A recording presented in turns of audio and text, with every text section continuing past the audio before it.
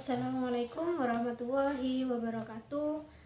Perkenalkan, nama saya Riyadatul Badiah, NIM 221F10027. Saya dari Prodi PLB. Di video kali ini saya akan membahas tentang anak tunalaras.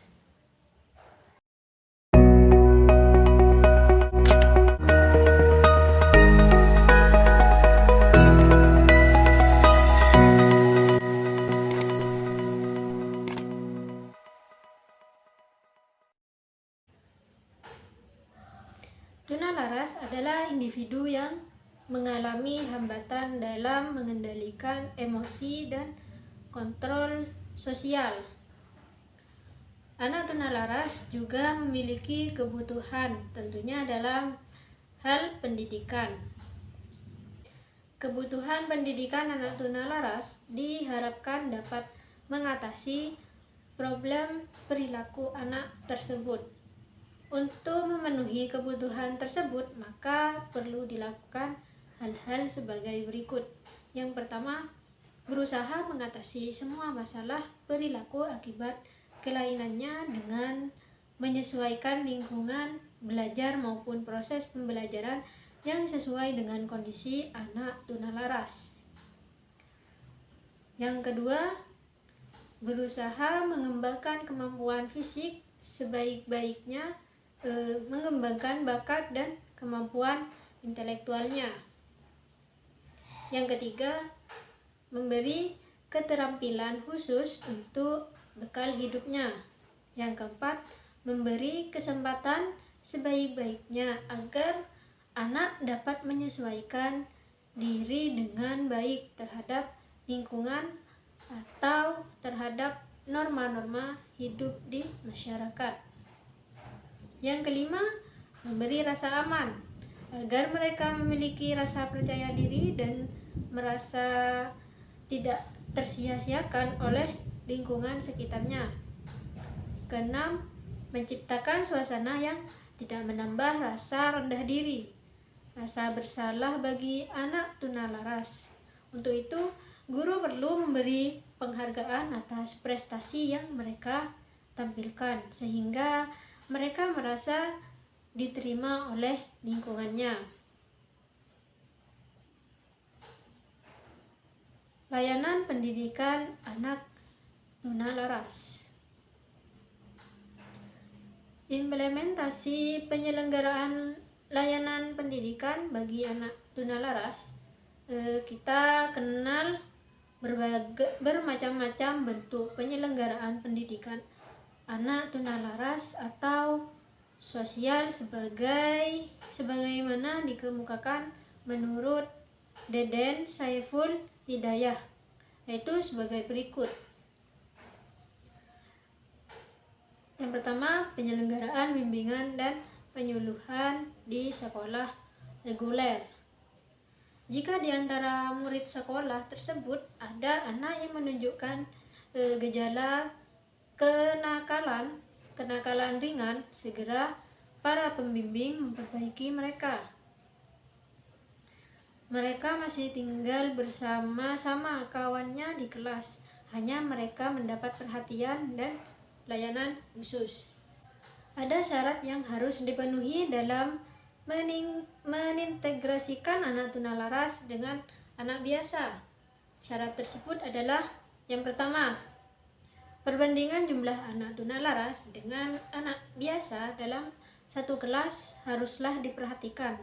Tidak terlalu banyak, akan tetapi tidak terlalu merepotkan guru biasa. Karena itu, di sekolah umum selalu dibutuhkan guru pembimbing khusus dari kalangan guru PLB. Yang kedua, persiapan program pendidikan secara khusus. Bila anak biasa mempelajari program sama untuk semua anak, maka bagi anak tunalaras tentu saja harus diperhatikan baik dari segi kualitas maupun kuantitasnya. Misalnya, anak tidak perlu diberikan soal agar ia dapat diam, akan tetapi akan lebih bermanfaat bila diberikan tugas sedikit tetapi sering diberikan. 3. Kesiapan orang tua ataupun keluarga, mereka harus diajak memikirkan hal ini dan tentunya akan siap berunding dengan pihak sekolah bila terjadi hal-hal yang tidak diinginkan. Misalnya anak tersebut diejek hingga orang tua merasa tersinggung akan hal itu. Yang keempat, kesiapan teman sekelas atau sekolah di mana ia akan diintegrasikan. Anak-anak biasa hendaknya dipersiapkan terlebih dahulu dengan memberikan kemampuan dan ketidakmampuan temannya yang akan datang belajar bersama-sama mereka dalam satu kelas. Kelas khusus bagi anak tunanetra perlu belajar terpisah dari teman pada satu kelas. Kemudian gejala-gejala lain baik emosinya maupun kelainan tingkah lakunya dipelajari. Diagnosa untuk diperlukan sebagai dasar penyembuhan. Kelas khusus itu ada pada tiap sekolah dan masih merupakan bagian dari sekolah yang bersangkutan.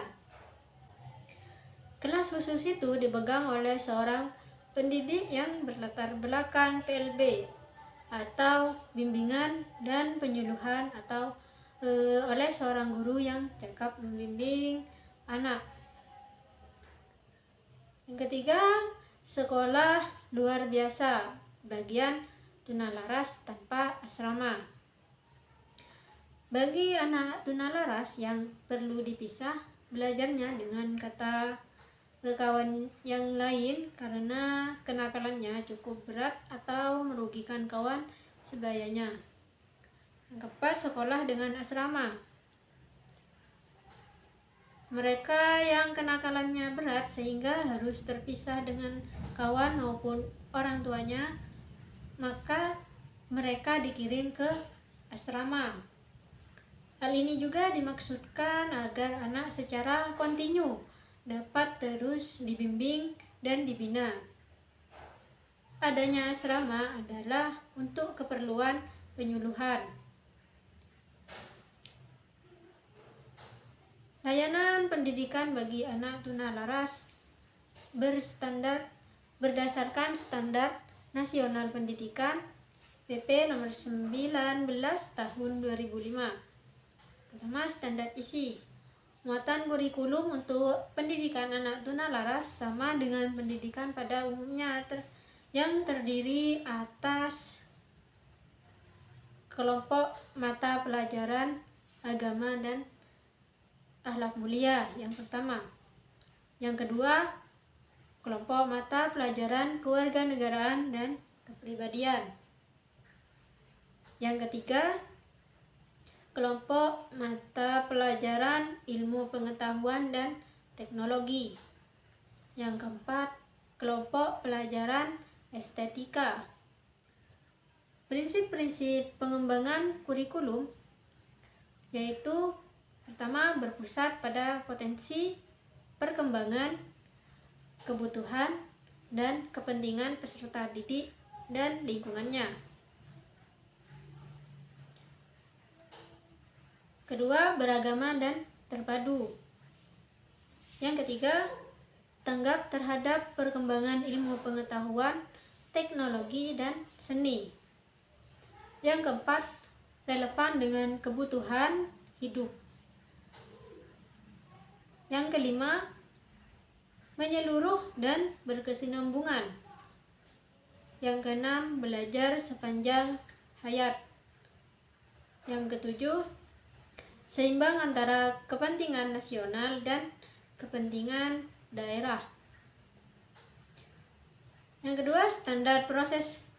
Standar proses adalah standar nasional pendidikan yang berkaitan dengan pelaksanaan pembelajaran pada satuan pendidikan untuk mencapai kompetensi lulusan. Standar proses berisi kriteria minimal proses pembelajaran pada satuan pendidikan dasar dan menengah. Standar proses untuk pendidikan tunalaras pada setiap satuan pendidikan dasar dan menengah mencakup perencanaan proses pembelajaran, pelaksanaan proses pembelajaran atau RPP, penilaian hasil pembelajaran, dan pengawasan proses pembelajaran. Agar kompetensi dasar dapat tercapai secara efektif dan efisien, guru perlu memperhatikan prinsip-prinsip pembelajaran. Prinsip-prinsip pembelajaran bagi anak tunalaras yang selaras dengan standar proses terdiri dari prinsip umum dan prinsip khusus. Pertama, prinsip umum, yaitu prinsip motivasi. Guru harus senantiasa memberikan motivasi kepada siswa agar tetap memiliki gairah dan semangat yang tinggi dalam mengikuti kegiatan pembelajaran. Kedua, prinsip latar atau konteks. Guru perlu mengenal siswa secara mendalam, menggunakan contoh, memanfaatkan sumber belajar yang ada di lingkungan sekitar, dan semaksimal mungkin menghindari pengulangan materi pengajaran yang sebenarnya tidak terlalu perlu bagi anak. Yang ketiga, prinsip keterarahan. Setiap akan melakukan kegiatan pembelajaran, guru harus merumuskan tujuan secara jelas, menyiapkan bahan, alat yang sesuai, serta mengembangkan strategi pembelajaran yang tepat. Yang keempat, prinsip hubungan sosial. Dalam kegiatan pembelajaran, guru perlu mengembangkan strategi pembelajaran yang mampu mengoptimalkan interaksi antara guru dengan siswa, siswa dengan siswa, guru dengan siswa, dan lingkungan, serta interaksi banyak arah. Yang kelima, prinsip belajar sambil bekerja. Dalam kegiatan pembelajaran, guru harus banyak memberi kesempatan kepada anak untuk melakukan praktek atau percobaan, atau menemukan sesuatu melalui pengamatan, penelitian, dan sebagainya. Yang keenam, prinsip individualisasi. Guru perlu mengenal kemampuan awal dan karakteristik setiap anak secara mendalam, baik dari segi kemampuan maupun ketidakmampuannya dalam menyerap materi pelajaran, kecepatan maupun kelambatannya dalam belajar, dan perilakunya, sehingga setiap kegiatan pembelajaran masing-masing anak mendapat perhatian dan perlakuan yang sesuai. Yang ketujuh, prinsip menemukan. Guru perlu mengembangkan strategi pembelajaran yang mampu memancing anak untuk terlibat secara aktif, baik fisik, mental, sosial, atau emosional. Yang kedelapan, prinsip pemecahan masalah. Guru hendaknya sering mengajukan berbagai persoalan atau problem yang ada di lingkungan sekitar, dan anak dilatih untuk merumuskan, mencari data, menganalisis, dan memecahkan sesuai dengan kemampuannya. Yang kedua, prinsip khusus. Prinsip khusus pembelajaran bagi anak tunalaras, yaitu prinsip pertama yaitu prinsip kebutuhan dan keaktifan. Anak tunalaras selalu ingin memenuhi kebutuhan dan keinginannya tanpa memperdulikan kepentingan orang lain. Untuk memenuhi kebutuhannya itu, ia menggunakan kesempatan yang ada tanpa mengingat kepentingan orang lain.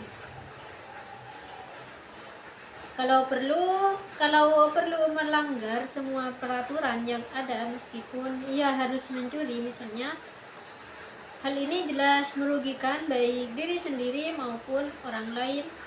Oleh karena itu, guru hendaknya mendorong peserta didik untuk lebih aktif agar dapat mengembangkan potensi secara optimal dengan mempertimbangkan norma-norma sosial, agama, peraturan perundang-undangan yang berlaku, sehingga dalam memenuhi kebutuhannya tidak merugikan diri sendiri maupun orang lain. Prinsip yang kedua, prinsip kebebasan yang terarah. Anak tunalaras memiliki sifat tidak mau dikekang. Ia selalu menggunakan peluang untuk berbuat sesuatu. Oleh karena itu, guru harus memperhitungkan tindakan yang akan dilakukan dalam membina peserta didik yang tunalaras. Di samping itu, guru hendak mengarahkan dan menyalurkan segala perilaku anak ke arah positif yang berguna, baik untuk diri sendiri maupun orang lain. Prinsip yang ketiga, penggunaan waktu luang. Anak tunalaras biasanya tidak bisa diam.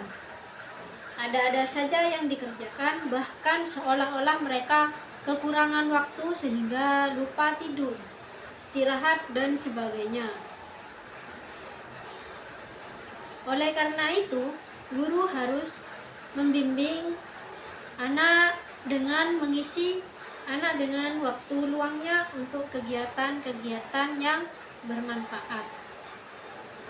Prinsip yang keempat, prinsip kekeluargaan dan kepatuhan.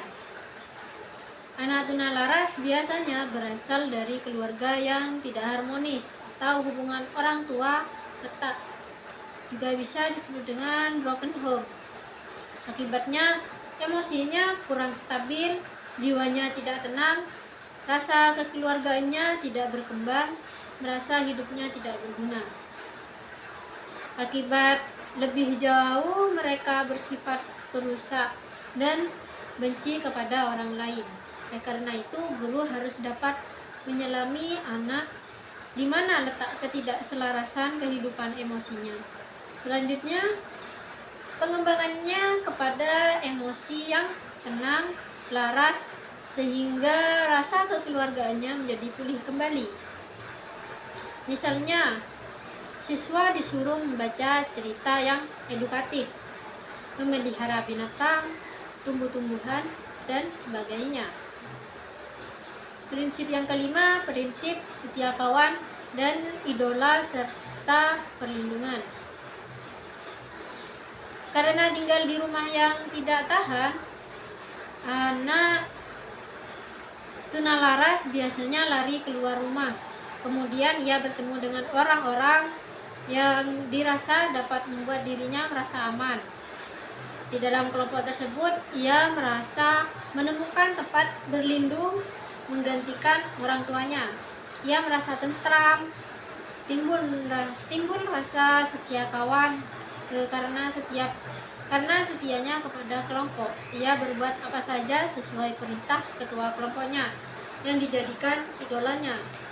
Oleh karena itu, guru hendaknya secara perlahan berupaya menggantikan posisi ketua kelompoknya menjadi tokoh idola siswa dengan cara melindungi siswa dan berangsur-angsur kelompoknya berganti dengan teman-teman sekelasnya. Dan jika setia kawannya berganti kepada teman-temannya, yang pada akhirnya mereka akan merasa senang untuk pergi ke sekolah. Yang keenam, prinsip minat dan kemampuan. Guru harus memperhatikan minat dan kemampuan anak, terutama yang berhubungan dengan pelajaran. Jangan sampai karena tugas-tugas yang diberikan oleh guru terlalu banyak, akhirnya justru mereka benci kepada guru atau benci ke pelajaran tertentu. Sebaliknya, guru harus menggali minat dan kemampuan siswa terhadap pelajaran untuk dijadikan acuan untuk memberi tugas-tugas tertentu. Dengan memberi tugas yang sesuai, mereka akan merasa senang.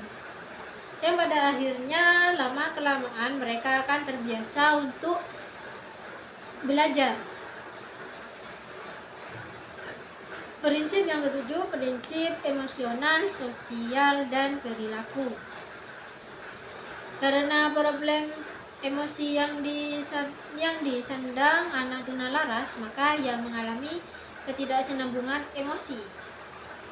Akibatnya siswa berperilaku menyimpang baik secara individual maupun secara sosial dalam pergaulan hidup di masyarakat. Oleh karena itu, guru harus berusaha mengidentifikasi problem emosi yang disandang anak, kemudian berupaya menghilangkan untuk diganti dengan sifat-sifat yang baik sesuai dengan norma-norma yang berlaku di masyarakat, dengan cara diberi tugas-tugas tertentu baik secara individual maupun secara kelompok. Kedelapan, prinsip disiplin. Pada umumnya, anak tunalaras ingin memanfaatkan kesempatan yang ada untuk memenuhi keinginannya tanpa mengindahkan norma-norma yang berlaku, sehingga ia hidup lepas dari disiplin. Sikap ketidaktaatan dan lepas dari aturan merupakan sikap hidupnya sehari-hari. Oleh karena itu, guru perlu membiasakan siswa untuk hidup teratur dengan selalu memberi keteladanan dan pembinaan dengan sabar. 9. Prinsip kasih sayang. Anak tunalaras umumnya haus akan kasih sayang, baik dari orang tua maupun dari keluarganya. Akibatnya, anak akan selalu mencari kasih sayang dan melupakan keluhannya di luar rumah. Kalau ia tidak menemukannya, akan menjadi agresif, cenderung hiperaktif, atau sebaliknya, ia menjadi rendah diri, pendiam, atau menyendiri. Oleh karena itu, pendekatan kasih sayang dan kesabaran yang dilakukan guru diharapkan dapat mengisi kekosongan jiwa anak. Dengan pendekatan kasih sayang akan membuat anak merasa nyaman, sehingga mereka akan rajin ke sekolah dan merasa ada tempat untuk mencurhatkan perasaannya, yang pada akhirnya mereka akan patuh pada guru. 3. Standar kompetensi lulusan. Standar kompetensi lulusan untuk satuan pendidikan dasar dan menengah digunakan sebagai pedoman penilaian dalam menentukan kelulusan peserta didik. Kelulusan yaitu kelulusan peserta didik tunalaras sama dengan anak lainnya di satuan pendidikan yang sama, yang mengacu ketentuan PP 19/2005. Peserta didik dinyatakan lulus setelah pertama, menyelesaikan seluruh program pembelajaran satuan pendidikan. Kedua, memperoleh nilai minimal baik pada penilaian akhir untuk seluruh mata pelajaran. 3. Lulus ujian sekolah. 4. Lulus ujian nasional. Berdasarkan Permendiknas nomor 23 tahun 2006 pasal 1, pertama, standar kompetensi lulusan untuk satuan pendidikan dasar dan menengah digunakan sebagai pedoman penilaian dalam menentukan kelulusan peserta didik. Kedua, standar kompetensi lulusan sebagaimana dimaksudkan pada ayat 1 meliputi standar kompetensi lulusan minimal satuan pendidikan dasar dan menengah, standar kompetensi lulusan minimal kelompok mata pelajaran, dan standar kompetensi lulusan minimal mata pelajaran. 3. Standar kompetensi lulusan sebagaimana dimaksud pada ayat 1 tercantum pada lampiran peraturan menteri.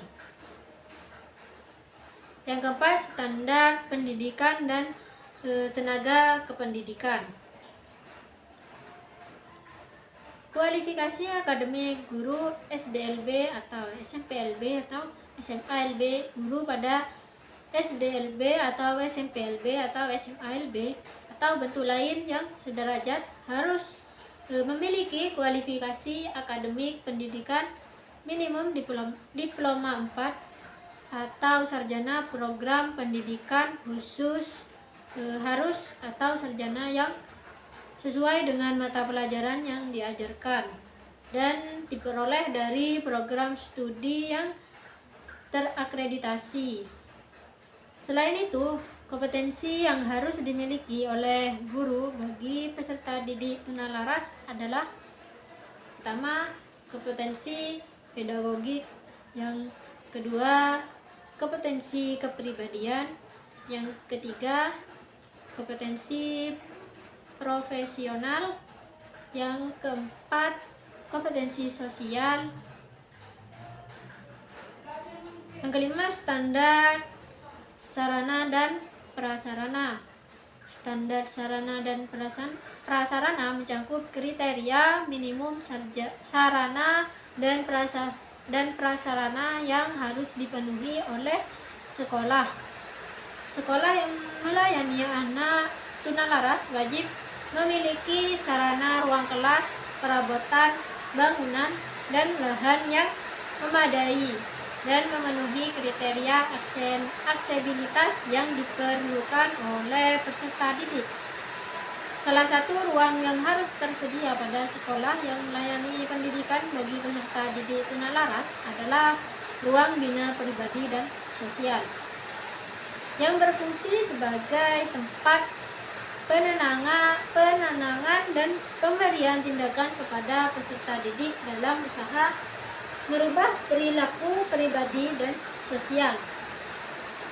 Selain itu, peralatan yang dibutuhkan oleh sekolah yang melayani pendidikan tunalaras adalah alat asesmen gangguan perilaku, alat terapi perilaku, dan alat terapi permainan. Yang keenam, standar pengelolaan. Standar pengelolaan adalah standar nasional pendidikan yang berkaitan dengan perencanaan, pelaksanaan, dan pengawasan kegiatan pendidikan. Standar pengelolaan yang dimaksudkan adalah satuan pendidikan yang melayani peserta didik tunalaras yang meliputi perencanaan, pelaksanaan, dan pengawasan kegiatan pendidikan bagi peserta didik tunalaras, sehingga penyelenggaraan pendidikan berjalan lancar dan tujuan tercapai secara efektif. 7. Standar pembiayaan. Standar pembiayaan adalah mencakup standar biaya yang mengatur komponen dan besarnya biaya operasi satuan pendidikan yang berlaku selama 1 tahun. Berdasarkan PP 19/2005 pada pasal 62 mencakup biaya investasi, biaya operasi, dan biaya personal. 8. Standar penilaian pendidikan. Penilaian terhadap proses dan hasil belajar peserta didik tunalaras pada prinsipnya sama dengan siswa lain di kelasnya, namun memerlukan penyesuaian berdasarkan kemampuan siswa tersebut. Penyesuaian misalnya perpanjangan waktu, cara melaksanakan penilaian, dan atau konstruksi soal ujian. Sekian penjelasan dari saya. Terima kasih.